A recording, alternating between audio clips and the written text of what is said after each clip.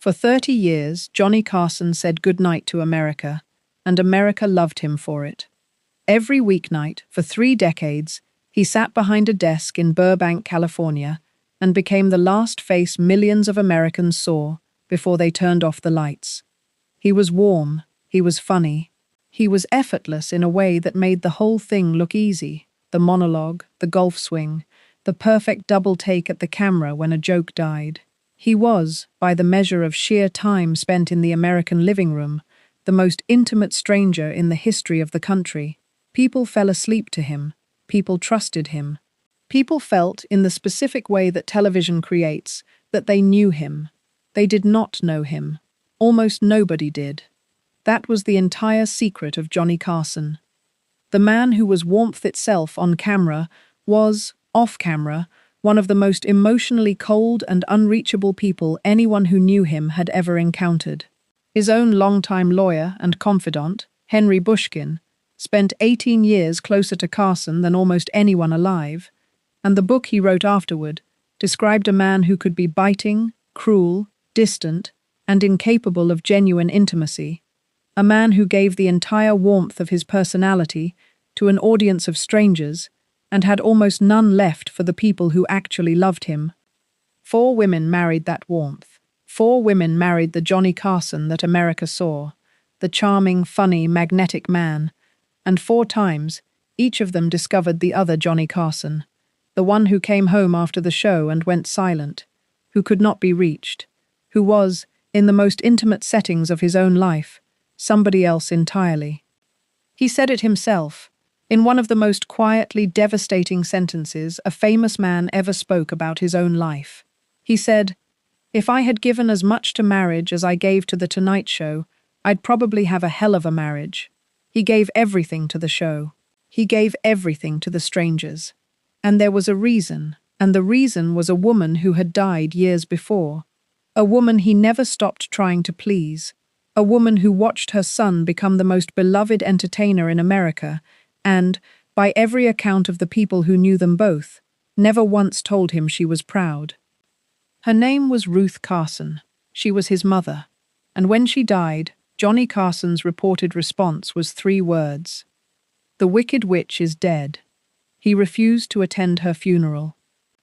This is the story of Johnny Carson and the 4 wives who married America's most beloved man and found, waiting behind the warmth, the cold that his mother had put there. The story of a man who could make a nation feel loved every single night and could not do it for a single person in his own home. And the story of the mother whose approval he chased his entire life, never got, and never stopped needing. America's face, every night, for 30 years. And the 4 women who watched him become someone else the moment the cameras turned off. Johnny Carson learned to perform for strangers because he could not get what he needed from the one person whose approval he wanted most. He was born John William Carson on October 23, 1925, in Corning, Iowa, and grew up mostly in Norfolk, Nebraska, a small Midwestern town in the flat middle of the country. His father, Homer, called Kit, was a manager for a power company, a decent, steady, unremarkable Midwestern man. The center of the household, the force that shaped Johnny more than any other, was his mother. Ruth Carson was, by every account that survives, emotionally cold, critical, withholding, and in the specific and lasting way that damages a child, impossible to please. She was not a warm mother. She did not lavish affection on her son. She did not, as far as anyone who knew the family could tell, take pride or pleasure in his accomplishments, and this remained true throughout his entire life, straight through to the peak of a fame that made him one of the most beloved men in America. Henry Bushkin, who knew Carson for 18 years, described Ruth as a person who was impossible to impress and impossible to please, the kind of parent who inflicts a consistent, low-grade emotional pain on a child simply by never being satisfied. Johnny spent his entire life trying to earn that woman's approval. He never got it, and the not getting it became the engine that drove everything. The fame, the perfectionism, the 4 marriages, the coldness, all of it traceable back to a boy in Nebraska performing for a mother who would not clap. Because here is the thing about a child raised by a withholding parent. He learns very early that love is conditional, that it must be earned, that it can be withdrawn at any moment for reasons he cannot understand or control. And he develops, as a survival mechanism, one of two things. Either he shuts down entirely, or he becomes a performer, a child who works relentlessly to extract from other people the approval that the parent refuses to give. Johnny Carson became a performer. He found magic when he was 12 years old. He sent away for a mail-order magician's kit, and something in it clicked, because magic gave a painfully shy boy a way to command attention and approval on his own terms. He practiced obsessively. He performed as the Great Carsoni at local events, at church socials, at the Rotary Club, for anyone who would watch. And in front of an audience, the shy, anxious boy from the cold house transformed into someone confident, funny, in control. The stage gave him what home did not, which was the sensation of being appreciated. That is the whole psychology of Johnny Carson in a single childhood observation. In front of strangers, he could access a warmth and a confidence and a charm that he could not access anywhere else, because in front of strangers, the approval was immediate and unconditional and did not depend on Ruth. The audience clapped. Ruth never did. And so the audience became the place where Johnny Carson felt loved, and the private world, the world of family and intimacy, and the people who were supposed to love him without a performance, became the place where he felt the old familiar cold. He served in the Navy during the Second World War, aboard a battleship in the Pacific, and even there he performed, doing magic tricks for the crew, including, famously, for the Secretary of the Navy. After the war, he went to the University of Nebraska, where he studied radio and speech, and began to build the skills that would make him famous. And it was at Nebraska that he met a young woman named Jody Wolcott, a member of a campus sorority, pretty and lively, and taken with the funny, talented young man who could command a room. They fell in love, or they fell into whatever Johnny Carson was capable of, which was something that looked like love from the outside and was, underneath, complicated by everything Ruth had put in him. He was charming, he was ambitious, he was funny, and he was, already, carrying the wound that would make him unable to give any woman the thing she would eventually need from him, because you cannot give what you were never given, and Johnny Carson had never been given the simple, unconditional warmth that a marriage requires to survive.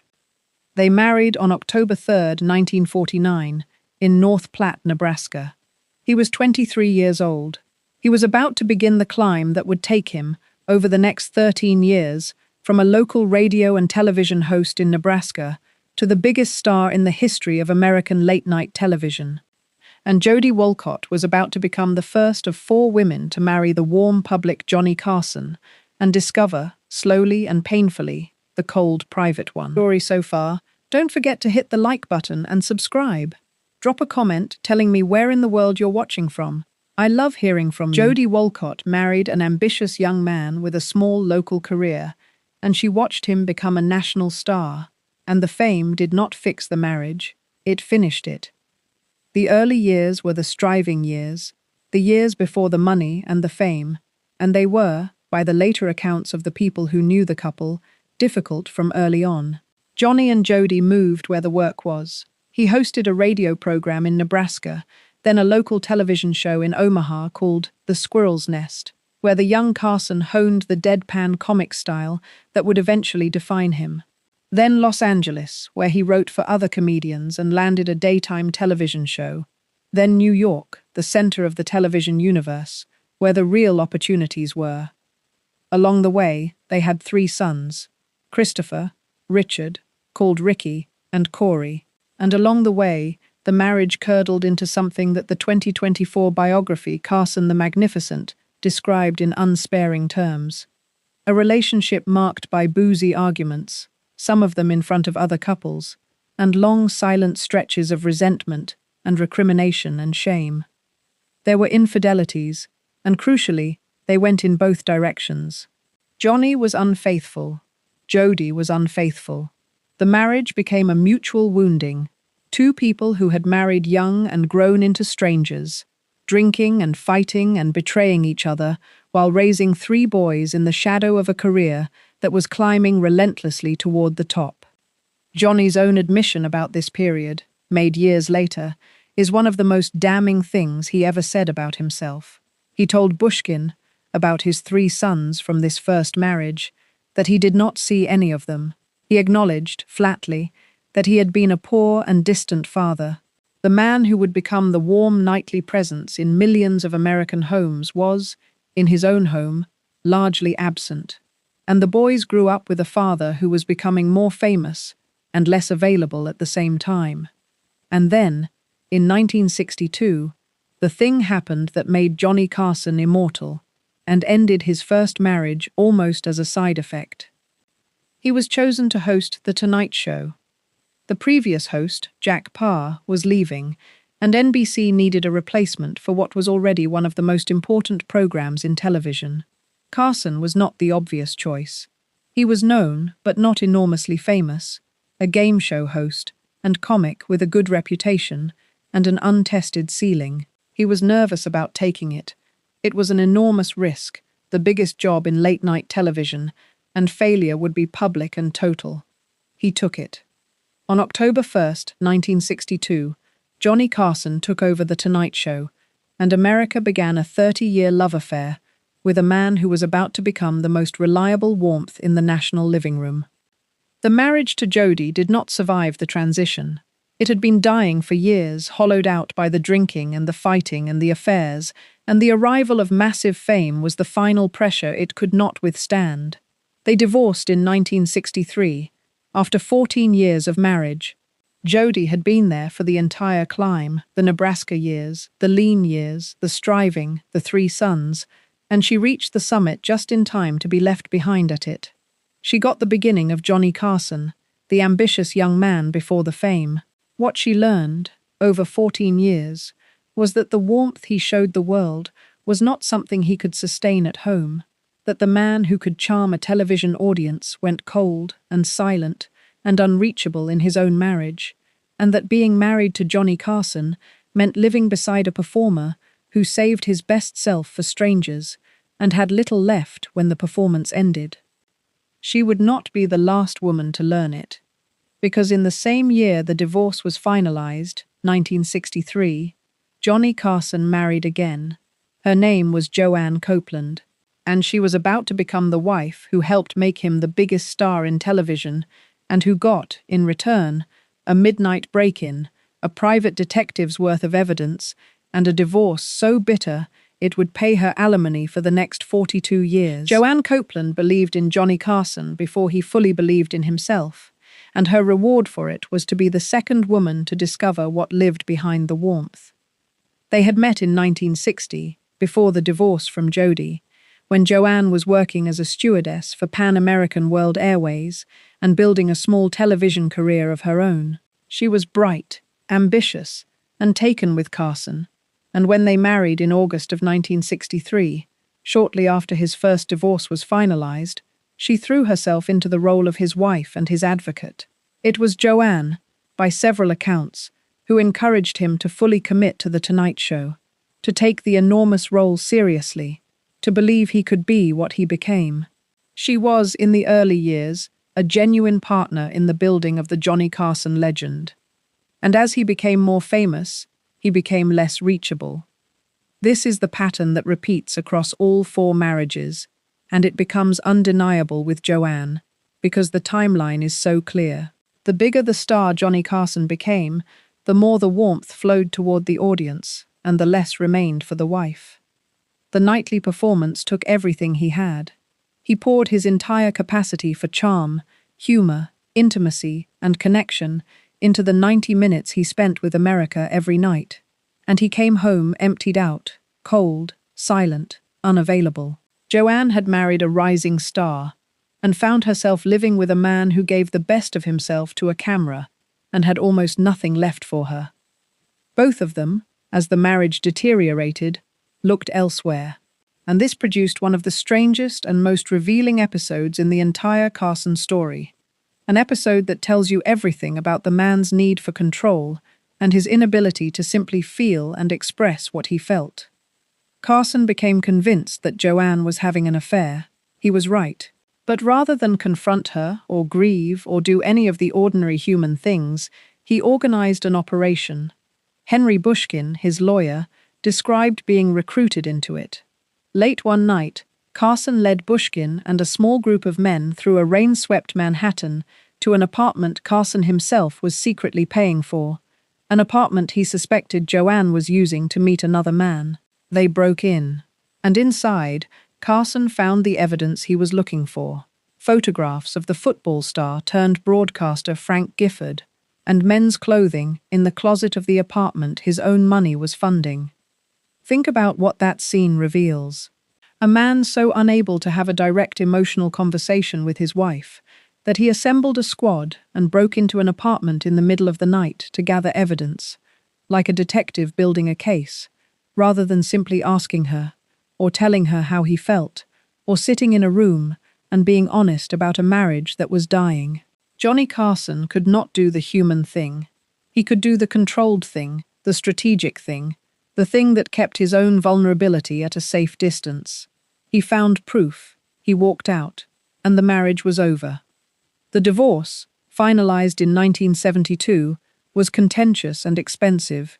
Joanne was awarded a settlement that included $6,000 a month in alimony, payments that were to continue until she remarried or until Carson died. She never remarried in a way that ended the payments, and so Johnny Carson paid Joanne Copeland $6,000 every month for the rest of his life, from 1972 until his death in 2005. 42 years. She also received an art collection. She went on to build a genuine life of her own after the marriage, earning advanced degrees, working as a holistic therapist, becoming close friends with Truman Capote, living until 2015. But she had learned the lesson that Jody had learned before her, the lesson each wife learned in turn.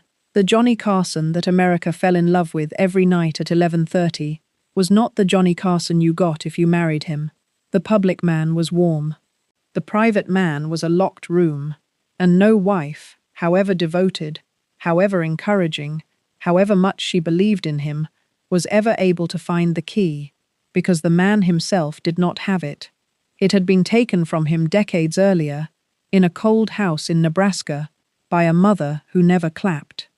That mother was still alive during these years, and to understand exactly what she had done to her son, and how completely it governed the man behind the desk, you have to look at the relationship between Johnny Carson and Ruth, and at the 3 words he reportedly said when she finally died. The people who worked most closely with Johnny Carson all arrived at the same conclusion about him, and it was not the conclusion America would have expected. Henry Bushkin put it most directly, because he had the most access.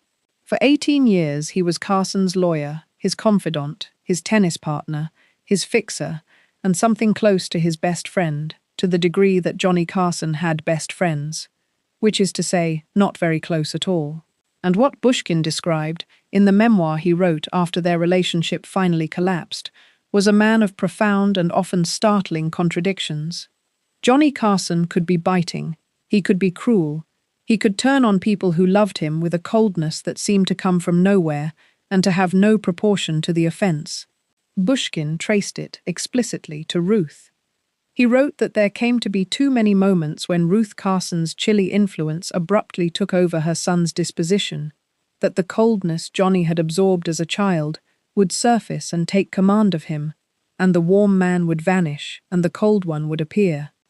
And yet, in the same breath, Bushkin and everyone else who knew Carson described a man of enormous generosity. He bought a new car for an old friend. He sent $100,000 to a struggling restaurant owner he barely knew. He quietly supported his ex-wives and various people from his past. The generosity was real, and it was large. But here is the detail that unlocks the whole man. Carson almost always delegated the generosity. He gave through intermediaries. He had Bushkin or someone else deliver the car, send the check, arrange the help. He could not, or would not, express the affection directly, face to face, in his own voice, because direct emotional expression was the one thing his childhood had made impossible for him. He could give money.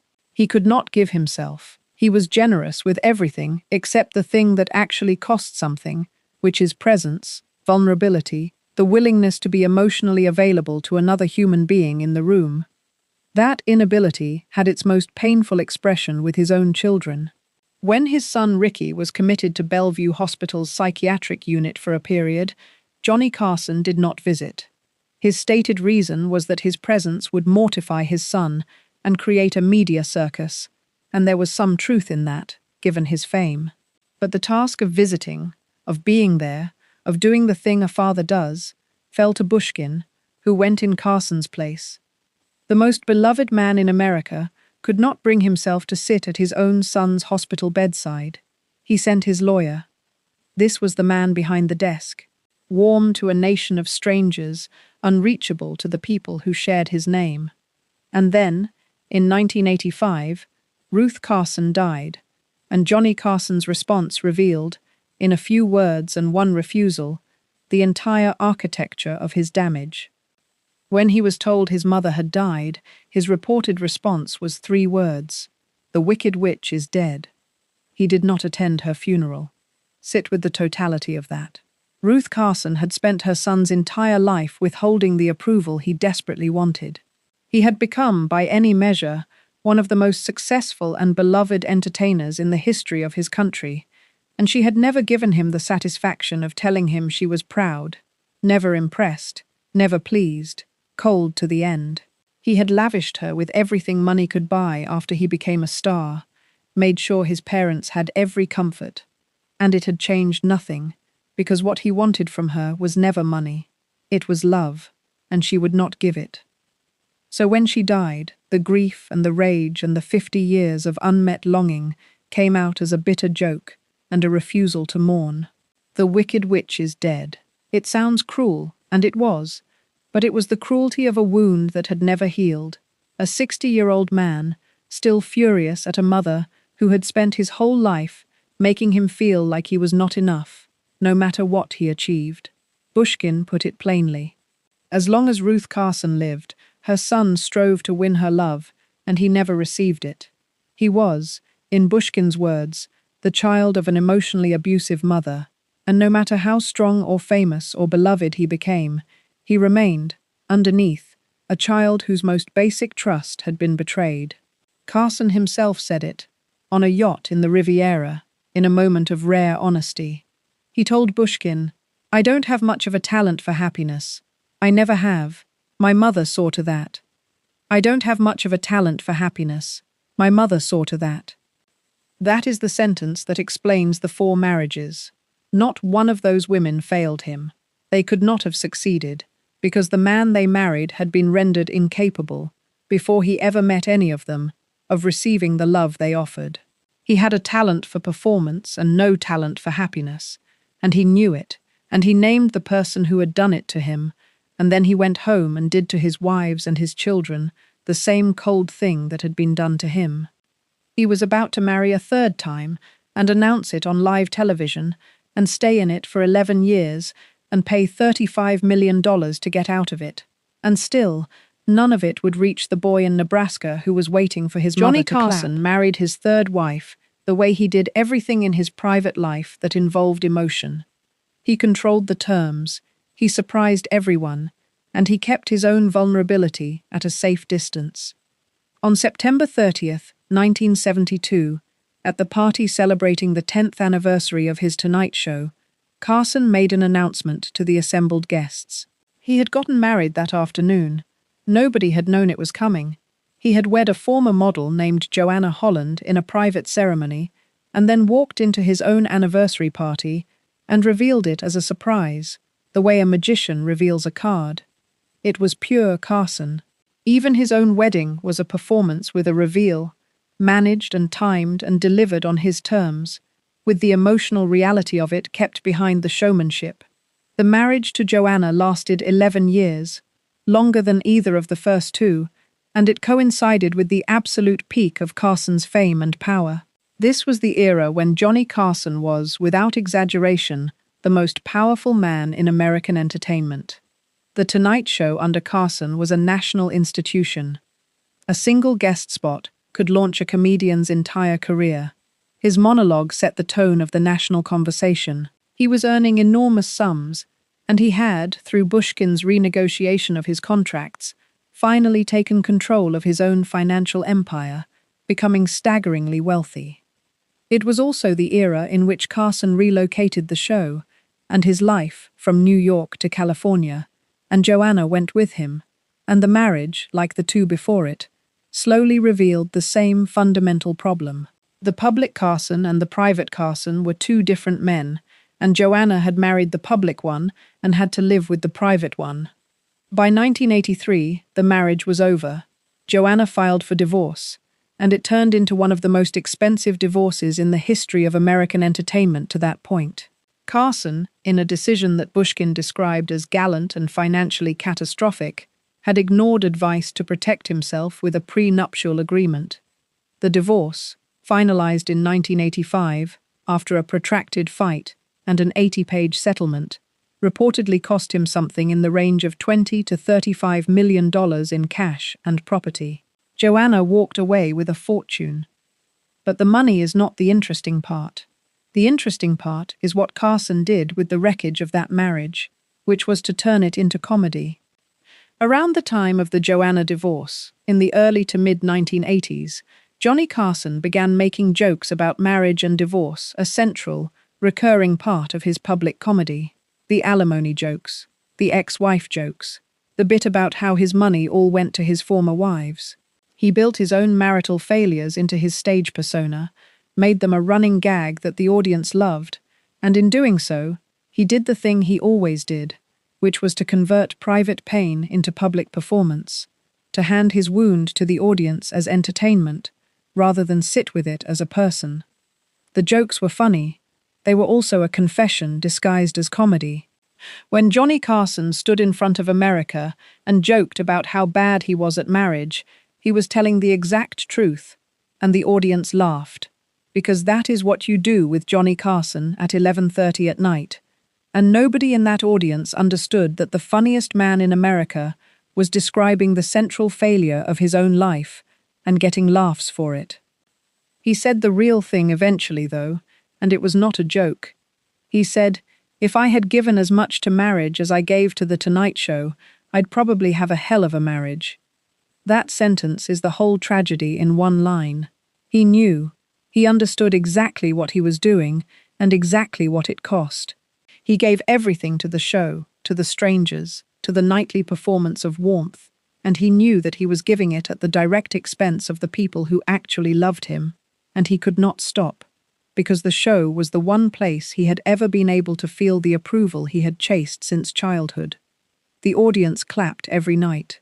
His wives could not compete with that, and neither could his children, because no individual person, however loving, can deliver the roaring, unconditional, nightly approval of an entire nation. And the nightly approval of an entire nation was the only thing that ever came close to filling the hole Ruth had left. Carson believed in marriage, oddly. He kept doing it, 4 times. He seemed to feel that a man was supposed to be married, that it was the expected and proper state, and so he kept entering into it, again and again, despite a perfect record of failure, because he believed he should, not because he could actually do the thing that marriage requires. He was single from 1985 to 1987, in his early 60s, twice divorced again, richer than ever, more powerful than ever, and, by the accounts of those around him, as unreachable as ever. And then he met a young woman named Alexis Mars, decades younger than him, and married for the 4th and final time. This one, the people closest to him said, was different. This one, they said, was the real love of his life. It arrived just in time to be tested by the worst loss he would ever suffer. Alexis Mars was in her late 20s when she met Johnny Carson, who was in his early 60s, and the people around him believed she reached him in a way the others had not. She was a former stock brokerage employee from Pennsylvania, private, elegant, and uninterested in the spotlight. The story of how they met has a quality of quiet romance that stands out against the showmanship of the third marriage's surprise announcement. By one account, Carson saw her walking past his beachfront property, and something in the ordinary sight of her caught him. They married on June 20th, 1987. He was 61, she was around 30. The producer George Schlatter, who knew Carson for decades, said flatly after Carson's death that the real love of his life was Alex.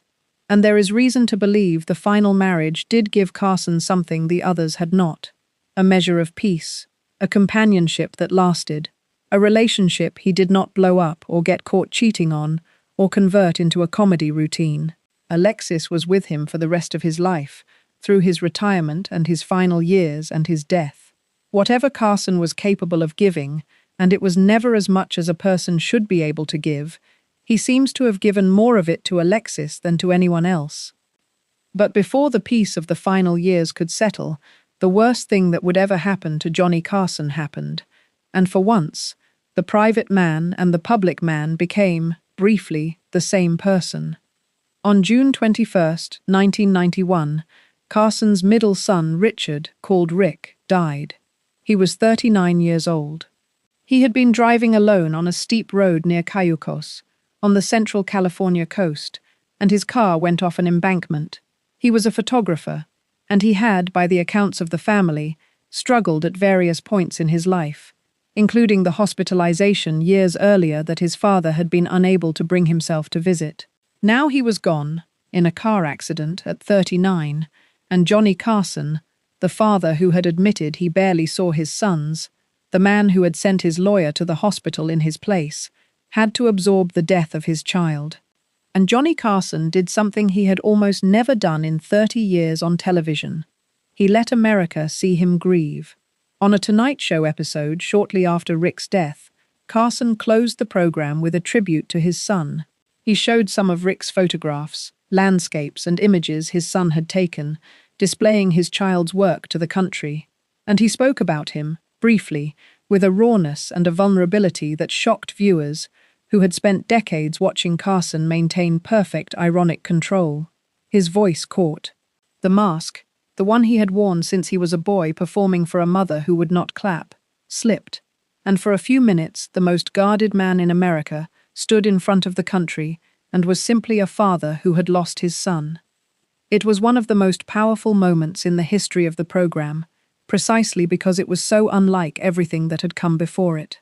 For 30 years, Carson had given America a performance of warmth while withholding his actual self.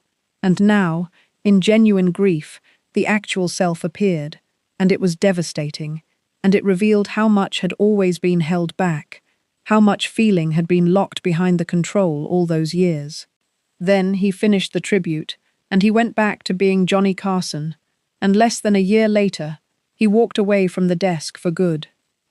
On May 22nd, 1992, Johnny Carson hosted The Tonight Show for the last time. After 30 years, he simply stopped.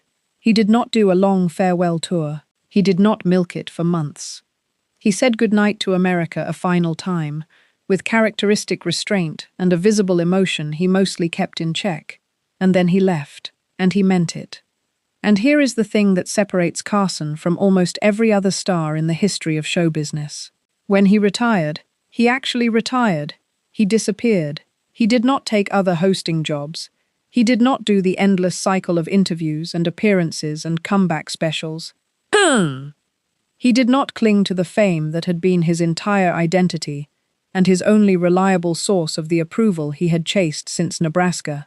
He walked away from the one thing that had ever made him feel loved, and he went silent, almost completely, for the last 13 years of his life. The man who had been America's face every night for 30 years chose, at the end, to have no public face at all. The question that hangs over those final silent years is the one this whole story has been building toward. When Johnny Carson finally stopped performing, when he no longer had the nightly roar of the audience to fill the hole his mother had left, what was left of him, and who was there, in the quiet, when the applause was finally, permanently gone? For the last 13 years of his life, Johnny Carson lived in a silence that was almost total, and it may have been the most honest thing he ever did. He retreated to his home in Malibu. He spent time on his yacht, which he named the Serengeti, and he sailed, and he studied astronomy, and he read. He stayed married to Alexis. He saw a very small circle of people. He gave almost no interviews. He turned down nearly every request to appear, to reflect, to be celebrated, to do the elder statesman victory lap that the culture wanted to give him. He had been the most famous face in America for 30 years, and he chose, with total deliberation, to become invisible. People found this mysterious. They shouldn't have. It was the most revealing decision of his life. Johnny Carson had spent his entire existence performing warmth he could not feel in private, chasing through the applause of strangers the approval a cold mother had denied him. The performance had been a compulsion, not a joy, a way of managing a wound rather than living a life. And when he finally had enough money, enough security, and enough exhaustion to stop, he stopped completely. Because the performance had never been who he was. It had been the thing he did to survive not being loved. Take away the need, and the performer simply switched off, like a light in a room no one was sitting in anymore. The friendships fell away, including the central one. His 18-year relationship with Henry Bushkin ended in 1988, badly, in the way that most of Carson's close relationships eventually ended, in a rupture that was never repaired. Carson cut people off. He had done it his whole life. The same coldness that had governed his marriages governed his friendships, and one by one, the people who had been close to him found themselves on the outside, cut loose by a man who could not sustain intimacy with anyone for the long term. Bushkin, who had known him better than almost anyone, spent the rest of his life reckoning with a friendship that had defined him and had ended in silence. Johnny Carson developed emphysema.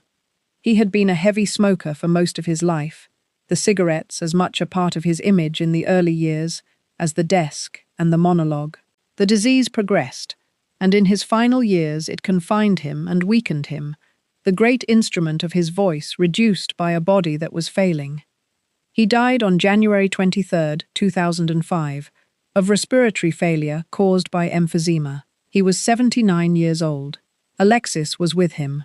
There was no grand public death, no lying in state, no spectacle. He had asked for none, and he got none. The most watched man in the history of American television died the way he had lived his final years, quietly, privately, out of view. The tributes poured in, of course. Every late-night host who had come after him, every one of whom owed their format and their career to what Carson had built, spoke about him with reverence. David Letterman, whom Carson had mentored and privately favored, was reportedly devastated. The nation that had fallen asleep to him for 30 years mourned the loss of a man they felt they had known intimately. But they had not known him. That is the final truth of Johnny Carson. The intimacy was real for the audience and false for the man. Millions of people felt they had a personal relationship with Johnny Carson, and Johnny Carson had a personal relationship with almost no one. The warmth that a nation absorbed every night was manufactured, night after night, by a man who could not produce it anywhere else, and who went home after producing it and sat in the cold that his mother had left in him. Look at the whole shape of it. A boy in Nebraska, performing magic tricks for a mother who would not be impressed, learning that the only place he could feel approval was in front of strangers. A man who took that lesson and built it into the most successful career in the history of his medium, becoming the warm, beloved, nightly companion of an entire country. And 4 women who married that warmth one after another and discovered, each in her turn, that it did not exist off-camera, that the man who could make America feel loved could not make a wife feel loved, could not make a son feel loved, could not, in the end, feel loved himself, because the one person whose love he needed had refused to give it, and had died refusing, and had taken his talent for happiness with her. Jody got the striving young man and the boozy fights. Joanne got the rising star and the midnight break-in. Joanna got the peak of his fame and the $35 million exit. Alexis got the quiet, exhausted, dying man at the end, and by the accounts of those who knew him, gave him more peace than the others had been allowed to. 4 women, 4 attempts to love a man who had been rendered, before he ever met any of them, incapable of being reached. He told the truth once, without a joke, and it was the truest thing anyone ever said about him, and he said it about himself. If he had given as much to marriage as he gave to the show, he'd have had a hell of a marriage. He gave it all to the show, to the strangers, to the audience that clapped every night in the place of the mother who never did. America's face, every night for 30 years. The warmest man in the country, and the coldest man in his own house. And 4 wives who learned, one after another, that the person the whole nation felt they knew was a man that almost no one ever actually reached, including, in the end, himself. The audience got the best of Johnny Carson. Everyone who actually loved him got what was left, and what was left had been decided a long time before any